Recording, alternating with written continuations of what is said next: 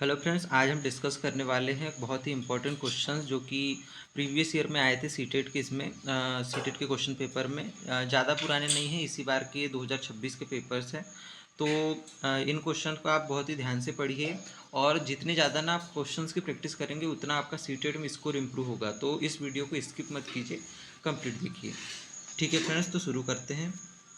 तो सबसे पहले मैं आपको बता दूं कि हम क्वेश्चन नंबर 21 से स्टार्ट कर रहे हैं। इसका मतलब ये नहीं कि आज का 21वां क्वेश्चन है, आज का पहला ही क्वेश्चन है। इसके पहले के जो 20 क्वेश्चन है वो मैंने इसके पहले वाले वीडियोस में डिस्कस किए, उनको भी आप देख लीजिएगा। ठीक है, तो ये अजर्सन और रीज़न वाला क्वेश्चन है, पहले भी मैं बता चुका हूँ। इनको सॉल्व करने का सबसे बढ़िया तरीका क्या है? सबसे पहले ये देखिए कि ये जो अभिकथन दिया है यानी कि अजर्सन, ये सही है या नहीं। फिर देखिए कि कारण कारण ही सही है या नहीं। और फिर ये देखिए कि कारण अभिकथन से संबंधित है या फिर उससे असंबंधित है। ठीक है, अगर आर ए की व्याख्या कर रहा है तो ठीक है, और नहीं कर रहा है तो फिर उस हिसाब से हम लोग आंसर लगाएंगे। तो सुनने में सिंपल लग रहा है, लेकिन इन क्वेश्चन को बनाते टाइम कभी कभी बहुत कन्फ्यूज़न हो जाता है। तो देखते हैं, सबसे पहले पहला क्वेश्चन पढ़ेंगे कि शिक्षकों को कक्षा में मुद्रण समृद्ध वातावरण बनाने के लिए विभिन्न प्रकार के बाल साहित्य शामिल करना चाहिए। देखिए, यहाँ पर जो बात करी गई है वो किस चीज़ की बात करी गई है? वो बात करी गई बाल साहित्य की। कि मतलब शिक्षक को क्या करना चाहिए? क्लास में मुद्रण समृद्ध, बोले तो इसको प्रिंट रिच बोला जाता है इंग्लिश में। देखिए प्रिंट रिच लिखा है, मतलब कि जैसे आपने देखा होगा प्राइमरी वाले बच्चों की जो क्लासेस होती है वो क्या होती है? बड़ी ही प्रिंट रिच होती है, मतलब बहुत सारा प्रिंट होता है। ABCD लिखी हुई है दीवारों पर, उसके साथ ही क्या है, बहुत सारे पोस्टर्स लगे हुए हैं, बहुत सारे छोटे छोटे वहाँ पे चार्ट्स लगे हुए। तो ये सब चीज़ों से क्या होता है, बहुत ज़्यादा उनको एक ऐसा वातावरण बनाया जाता है जिसमें जो जो भी लैंग्वेज वो सीखना चाहते हैं, चाहे हिंदी हो, इंग्लिश हो, कोई भी लैंग्वेज, तो वो उनको ज़्यादा मात्रा में दिखाई दे, हर तरफ वही दिखाई दे। ए फॉर एप्पल उनको याद करना ज़्यादा मुश्किल ना पड़े कहीं, क्योंकि कहीं एप्पल की फ़ोटो लगी, नीचे एप्पल लिखा है, बड़े अक्षरों में ए बना हुआ है। तो इसको बोला जाता है प्रिंट रिच इन्वायरमेंट। तो उसके लिए क्या बोला गया है कि शिक्षकों को कक्षा में मुद्रण समृद्ध वातावरण बनाने के लिए बाल साहित्य का उपयोग करना चाहिए। बाल साहित्य जिसमें जैसे आपने पहले एक बाल साहित्य के बारे में सुना होगा, चंपक करके एक आती थी, या फिर आपने अकबर बीरबल की कहानियाँ, ये सब क्या होते हैं? बाल साहित्य होते हैं। मतलब जो बच्चों को बड़ा अट्रैक्ट करते हैं किस चीज़ की तरफ? उनकी पढ़ाई की तरफ। वो उनको कहानी के फॉर्म में या फिर कविता के फॉर्म में, जैसे आपने कव्वे और मटके वाली कहानी सुनी होगी, तो ये सब बाल साहित्य होते हैं जो बच्चों को क्या करेंगे? पढ़ाई की ओर अट्रैक्ट करेंगे। तो क्या ये करना चाहिए शिक्षक को? तो यहाँ लिखा है कि मुद्रण समृद्ध वातावरण बनाने के लिए विभिन्न प्रकार के बाल साहित्य शामिल करना चाहिए। तो ये बिल्कुल बात सही लग रही है हम लोग को। तो ये अभिकथन तो हमारा सही कहलाया। ठीक है, अब हम देखेंगे कि बाकी चीज़ें हम लोगों की कैसे है। तो ये तो हमारा सही हो गया था। अब देखते हैं, तो कारण दिया है कि साक्षरता सामग्री और साक्षरता अनुभव से समृद्ध कक्षा प्रभावी शिक्षण का केंद्र होती है। मतलब कि ऐसा क्लासरूम जहाँ पर क्या है, साक्षरता सामग्री, मतलब ऐसी चीज़ें जो बच्चों को साक्षर करने के लिए पढ़ाने लिखाने में मदद करती है, वो सामग्री है।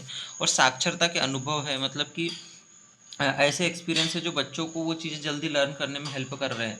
तो वो क्या होती है, उससे कक्षा प्रभावी शिक्षण का केंद्र बनती है। ठीक है, तो क्या ये बात आपको सही लग रही है? तो बिल्कुल सही बात है कि अगर साक्षरता सामग्री और साक्षरता अनुभव से समृद्ध कोई कक्षा होगी तो वो प्रभावी शिक्षण का केंद्र बन जाएगी। एक ऐसी क्लास जिसमें कोई चार्ट नहीं लगा हुआ है, कोई बाल साहित्य नहीं लगा हुआ है, ऐसी क्लास में पढ़ने में आपका भी इंटरेस्ट नहीं आएगा, न किसी टीचर का पढ़ाने में इंटरेस्ट आएगा। लेकिन ऐसी क्लास जहाँ पर साक्षरता की सामग्री है, साक्षरता अनुभव है, तो पढ़ने वाले को भी इंटरेस्ट आएगा, पढ़ाने वालों को भी इंटरेस्ट आएगा। तो यहाँ पर भी ये बात सही करी गई है। अब देखिए, अब सबसे इंपॉर्टेंट पॉइंट, यहाँ पर बात किस चीज़ की करी गई है? जो अभिकथन में बात करी गई है प्रिंट रिच एनवायरनमेंट की। ठीक है, मुद्रण समृद्ध वातावरण की। और जो कारण में बात करी गई है किससे? साक्षरता सामग्री साक्षरता अनुभव के समृद्ध कक्षा से। मतलब वही बात हो रही है कि साक्षरता सामग्री क्या होती है? वही प्रिंट रिच एनवायरनमेंट जो होता है वही तो साक्षरता सामग्री है, और वही साक्षरता के अनुभव है। तो ये पॉइंट इसी चीज़ की बात कर रहा है। तो हमारे दोनों पॉइंट सही भी होंगे और उसके बाद व्याख्या भी करेंगे। ठीक, तो इसमें ऑप्शन नंबर हमारा कौन सा सही हो जाएगा? ऑप्शन नंबर 1 सही हो जाएगा। तो चलिए आगे बढ़ेंगे हम लोग। तो आज का सेकंड क्वेश्चन, क्वेश्चन नंबर तो दिया हुआ 22 है, पर आज का सेकंड क्वेश्चन है। ठीक है, एक प्रगतिशील कक्षा कक्ष में विद्यार्थियों के अधिगम को सुगम बनाने के लिए एक शिक्षक को निम्न में से किस प्रक्रिया पर बल देना चाहिए?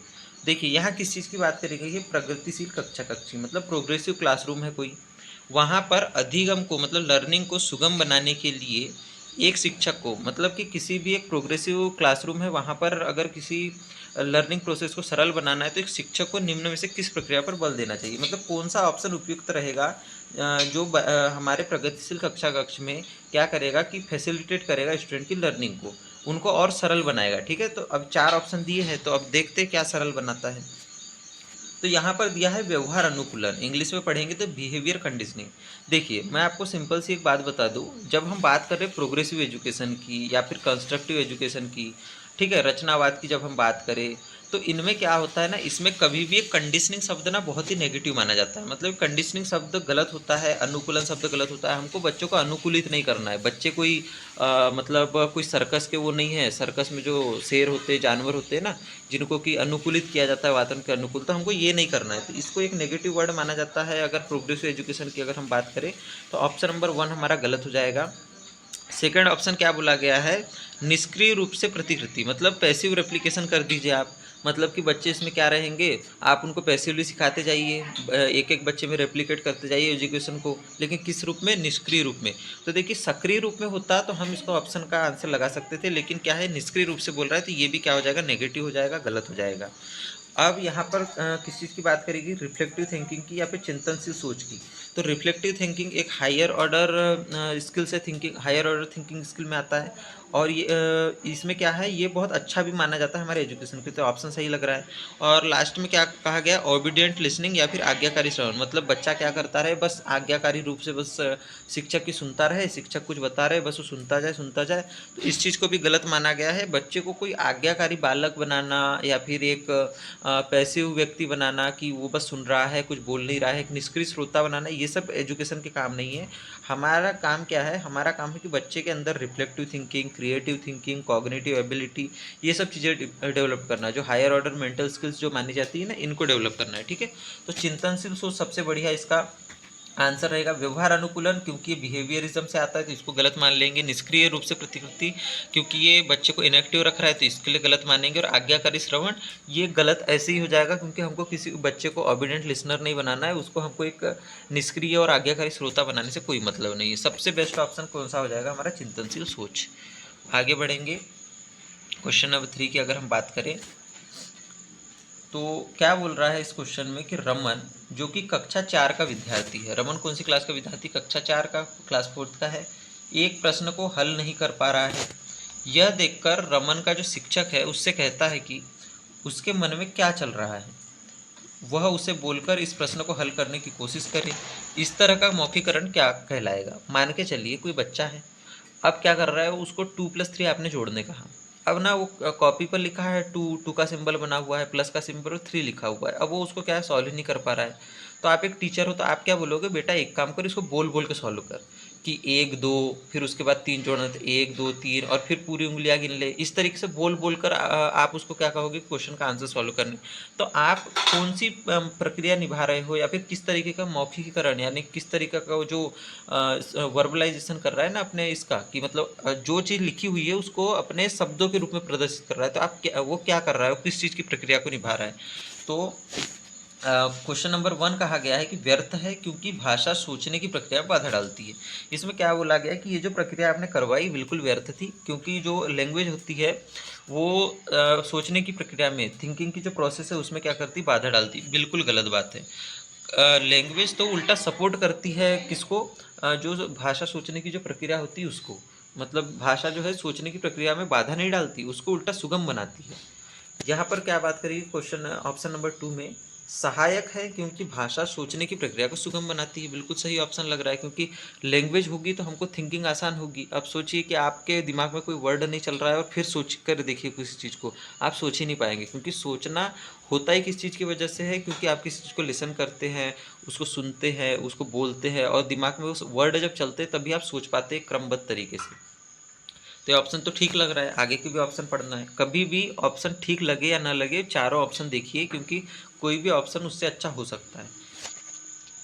ऑप्शन नंबर 3 बोल रहा है कि ये जो प्रक्रिया थी, ये तरीके का जो मौखिकरण था, ये केवल अधिगम अक्षमता वाले विद्यार्थियों के लिए सहायक है क्योंकि उन्हें श्रवण प्रसंस्करण में कठिनाई होती है।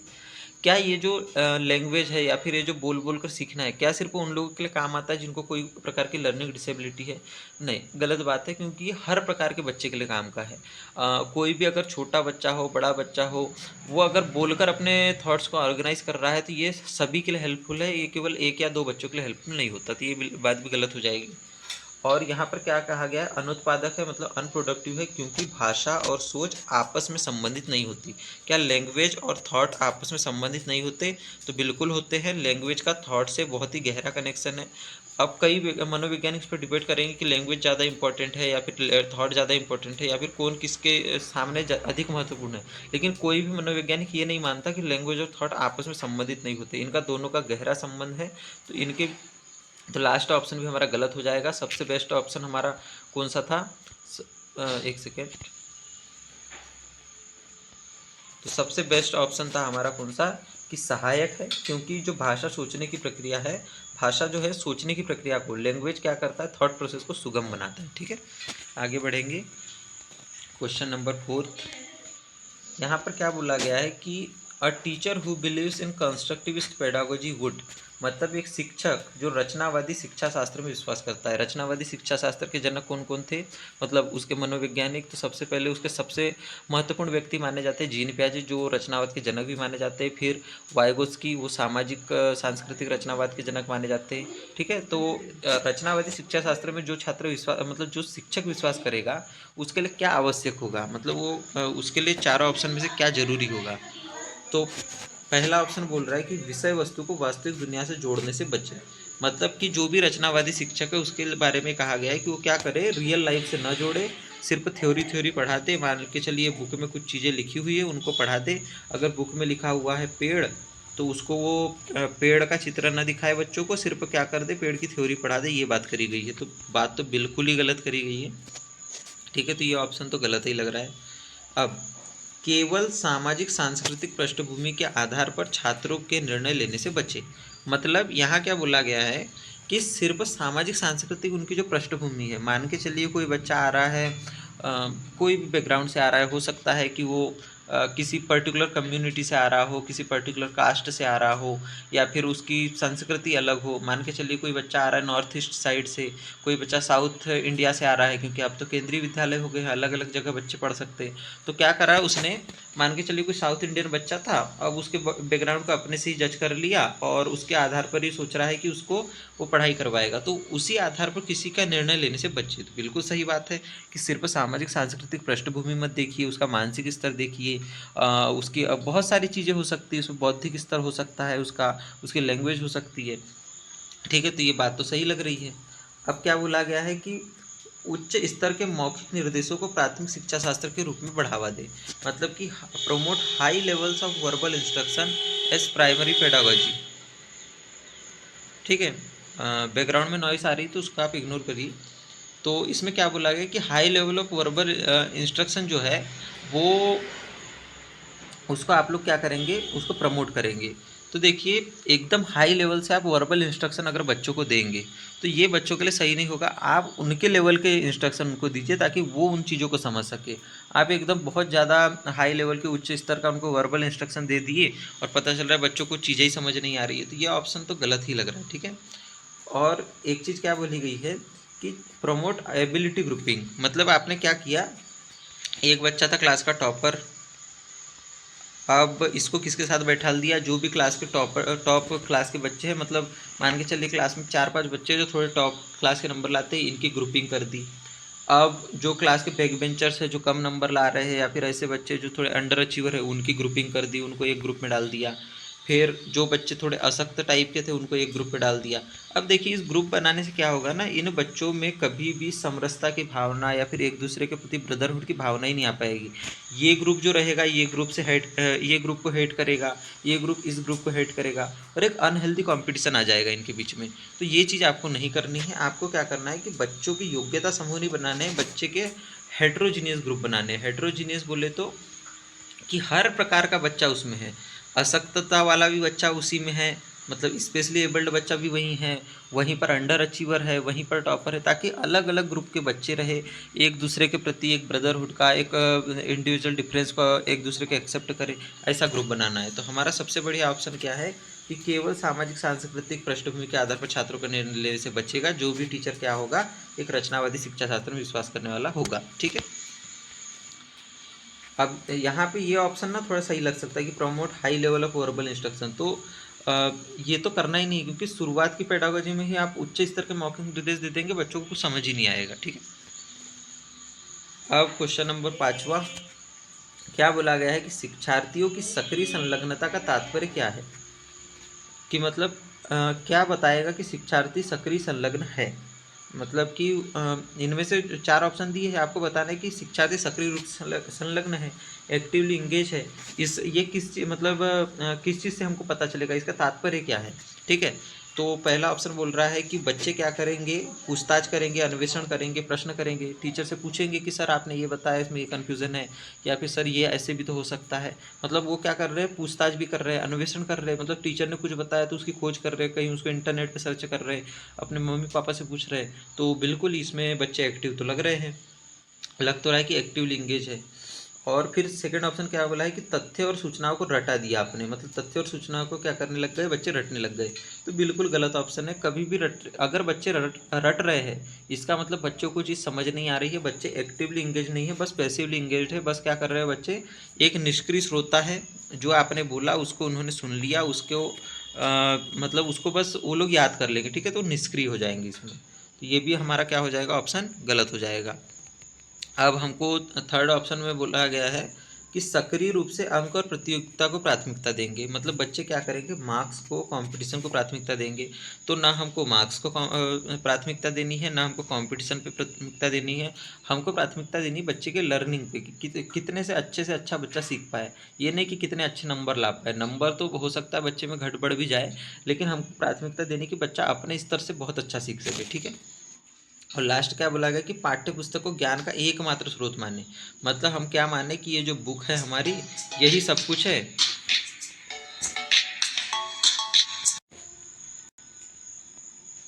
ठीक है। हमारा कौन सा ऑप्शन सही हो गया कि पूछताछ, प्रश्न करे, अन्वेषण करे। तो जिसके कारण क्या पता चलेगा कि बच्चे एक्टिवली क्या है, इंगेज है। ठीक है। अब आगे बढ़ेंगे, क्वेश्चन नंबर 6 की बात करते हैं।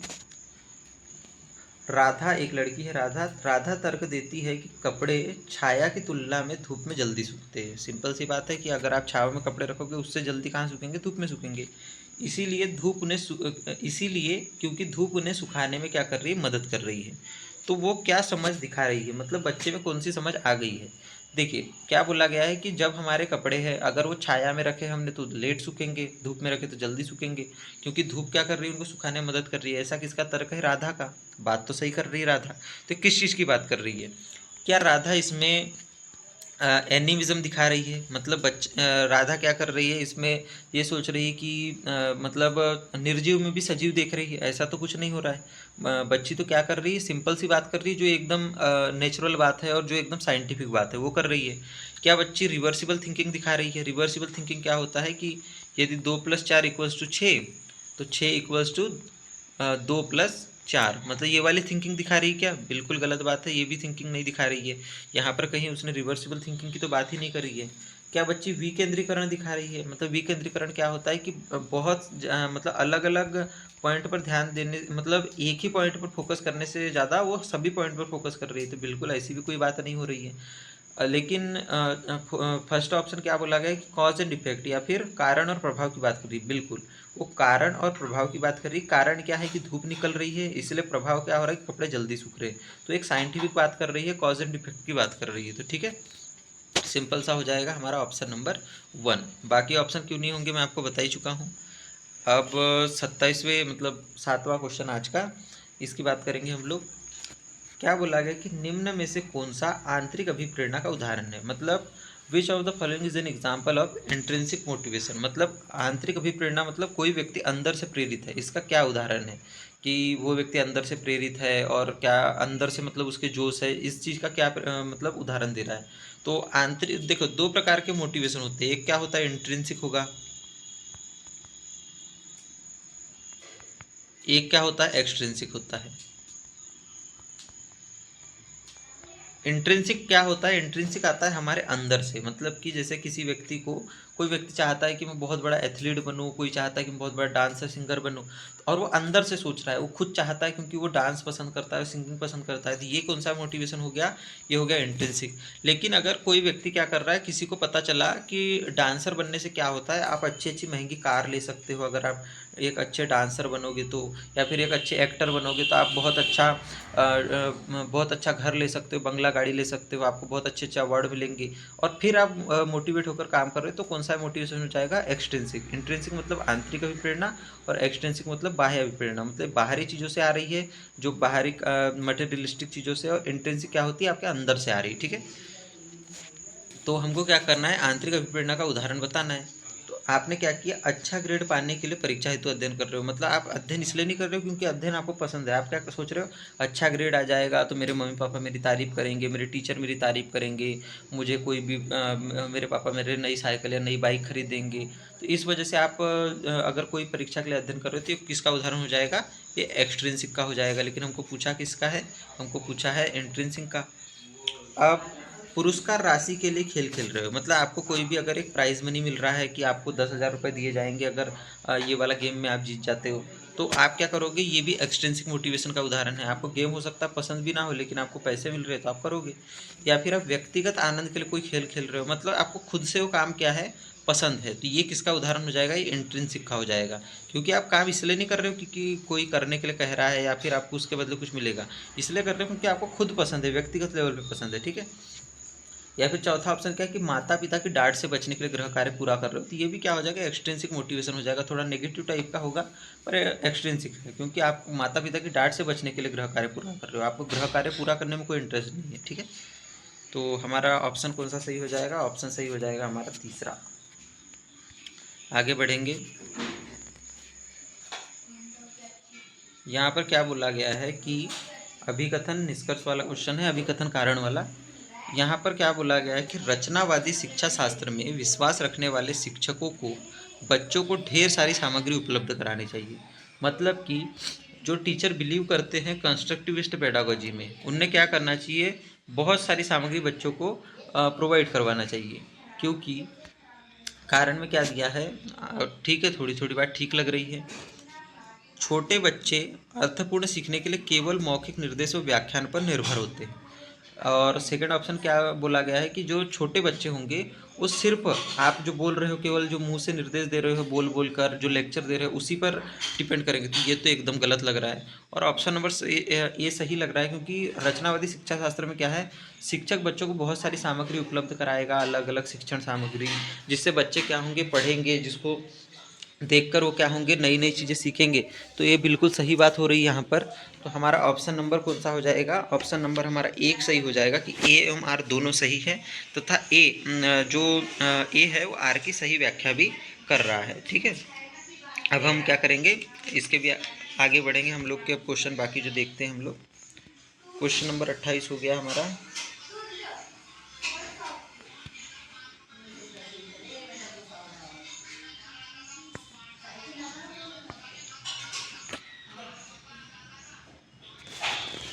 क्वेश्चन नंबर 29 में क्या बोल रहा है, ठीक है। तो इसमें मैंने आपको आंसर बताया ना कि ये तो सही है लेकिन आर क्या है, गलत है, ठीक है। कोई दूसरा तो नहीं बता दिया, सॉरी मैं कंफ्यूज हूँ। तो ऑप्शन नंबर 3 इसका आंसर होगा, क्योंकि ये तो सही है लेकिन ये क्या है, ये गलत है, ठीक है। अब क्या बोला गया है कि साथियों और शिक्षकों के सामने कम योग्यता की उपस्थिति से बचना किस चीज़ का उदाहरण है, मतलब avoiding the appearance of low ability in front of peers and teachers is an example of, मतलब आपने क्या सोचा, अगर आपके मान लीजिए स्कूल में कोई कंपटीशन हुआ, मान के चलिए कोई डिबेट कंपटीशन हुआ, आपको उसमें क्या करना है, उसमें डिबेट करना है। अब आपने क्या किया कि आप वहाँ पर अनुपस्थित रहे, ठीक है, वहाँ पर उपस्थिति नहीं हुए, क्योंकि आपको डर था कि कहीं मैं डिबेट में अच्छा परफॉर्म नहीं कर पाया तो, या फिर कोई डांस कंपटीशन भी हो सकता है वहाँ अच्छा परफॉर्म नहीं कर पाया, तो इसीलिए आप क्या हुए, प्रदर्शित ही नहीं हुए, वहाँ पर सामने दिखे ही नहीं। तो ये किस चीज़ का उदाहरण है, क्या आपने मास्टरी गोल्स का या फिर महारत हासिल करने का उदाहरण है, कि आप इसमें महारत हासिल करना चाह रहे, जी नहीं, महारत हासिल करने का उदाहरण नहीं है। अगर आप उसमें चाहते कि मैं इसमें बहुत अच्छा बनूँ डांस में, तो वो महारत हासिल करने का उदाहरण होता है। परफॉर्मेंस अप्रोच गोल का उदाहरण है, मतलब कि आप परफॉर्मेंस के मतलब सामने एक अप्रोच दिखा रहे हैं तो उसका भी उदाहरण नहीं है। आप कोई अप्रोच थोड़ी ना कर रहे हैं, ठीक है। उल्टा तो आप उसको क्या कर रहे हैं, नज़रअंदाज कर रहे हैं। टास्क कार्य में शामिल लक्ष्य का उदाहरण है, बिल्कुल कार्य में शामिल लक्ष्य का भी उदाहरण नहीं, क्योंकि इसमें कोई टास्क इन्वॉल्व नहीं है। आप तो उल्टा उस चीज़ को अवॉइड कर रहे हैं। प्रदर्शन परिहार के लक्ष्य का मतलब परफॉर्मेंस अवॉइडेंस गोल का उदाहरण है, तो बिल्कुल सही। आप क्या कर रहे हैं, परफॉर्मेंस को अवॉइड कर रहे हैं ताकि आपका मतलब कहीं से भी आप गलत साबित न दिखे, कहीं से भी आपकी हार न दिख जाए, ठीक है। तो ये चीज़ सही है। तो हमारा लास्ट ऑप्शन ही मतलब ऑप्शन नंबर 4 ही क्या होगा, आंसर होगा। अब लास्ट क्वेश्चन हम लोग करने वाले हैं। यहाँ क्या कहा गया कि कक्षा में आलोचनात्मक सोच को बढ़ावा देने के लिए कौन सा प्रभावी तरीका है। आलोचनात्मक सोच मतलब क्रिटिकल थिंकिंग, मतलब ये क्या है, हायर ऑर्डर मेंटल स्किल है। मतलब इसमें क्या करोगे, आप किसी भी चीज़ के हर पहलू को देखोगे, सोचोगे, उसके बारे में कौन सा सही है कौन सा गलत है इसका पता करोगे। तो इसको बढ़ावा देने का कौन सा तरीका अच्छा है। पहला ऑप्शन क्या बोला कि तथ्यों को रटने के लिए प्रोत्साहित कर दो, मतलब बच्चों को बोलो कि एक काम करो बेटा, ये पर्टिकुलर सामग्री मैं आपको दे रहा हूँ, इसको जैसे का वैसा क्या कर लेना, रट लेना, ठीक है। मतलब रट लेना तो बिल्कुल, रटने वाला काम तो बिल्कुल गलत होता है, इससे कोई higher order mental skill develop होती नहीं है। विद्यार्थी को क्या करें, अपने प्रश्न पूछने से हतोत्साहित करें, डिस्करेज करें स्टूडेंट को कि क्वेश्चन ना करें, तो ये भी गलत हो जाएगा, ठीक है। कभी भी डिस्करेज ना करें, उनको इनकरेज करें ताकि उनकी सोचने समझने की क्षमता बढ़े, उनकी क्रिटिकल थिंकिंग बढ़े। छात्रों को स्वतंत्र रूप से सोचने, धारणाओं पर सवाल उठाने के लिए प्रोत्साहित करें। बिल्कुल हमको सबसे करेक्ट ऑप्शन दिख रहा है यहाँ पर कि आप बच्चों क्या करें कि इंडिपेंडेंटली, मतलब आप बच्चों को बोलो कि इंडिपेंडेंटली सोचो, क्वेश्चन करो, जो भी आपके टीचर जो पूछ रहा है उसको क्वेश्चन करो, दिमाग में नई नई चीज़ें लाओ। तो इसको अगर आप प्रोत्साहित करेंगे तो बच्चों की क्रिटिकल थिंकिंग में क्या आएगा, बदलाव आएगा, मतलब उनकी क्रिटिकल थिंकिंग बढ़ेगी, ठीक है। और लास्ट क्या दिया है कि छात्रों को चुनने के लिए पूर्व निर्धारित उत्तरों का एक सेट प्रदान करें। मतलब आपने क्या किया, बच्चों को बोला कि ये देखिए ये 4 मैं आंसर लिख देता हूँ, इसी में से क्या करो, 4 क्वेश्चन या 4 आंसर दे दिए और इसी में से कोई एक सही ऑप्शन चुनो। तो इससे ही बच्चे की कोई क्रिटिकल स्किल डेवलप नहीं होने वाली है। जो 4 ऑप्शन देंगे उसके अलावा तो बच्चा कुछ सोच भी नहीं पाएगा, ठीक है। सबसे सही ऑप्शन है ऑप्शन नंबर 3। हमारा ये वाला पेपर ख़त्म हो चुका है, ठीक है। इसके आगे के अगर आपको पेपर्स पढ़ने हैं तो आप और बता सकते हैं कमेंट सेक्शन में। थैंक यू फ्रेंड्स वीडियो को पूरा देखने के लिए।